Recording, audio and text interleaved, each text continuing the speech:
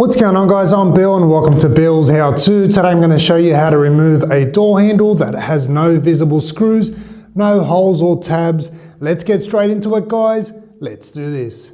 Alright guys, so we've got a different style of door handle here that needs to be removed, and we don't have any visible screws, we don't have any holes, we don't have any little tabs around the edge here in order to remove it or pry it off. I've shown you guys a whole bunch of different door handles and how to remove them in the past.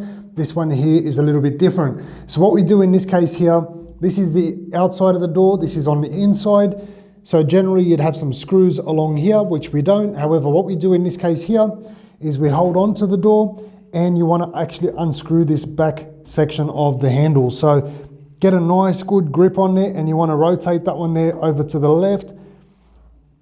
Remembering to do this on the inside of the door because only one side will come off.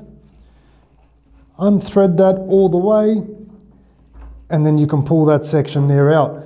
Once that's removed, you've then got access to the screws, which will remove these ones here.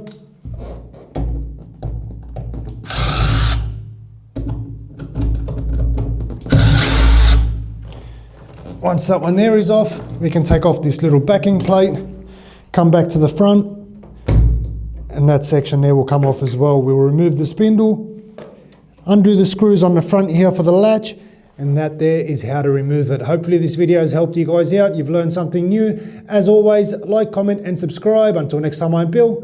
Thanks for watching Bill's How To.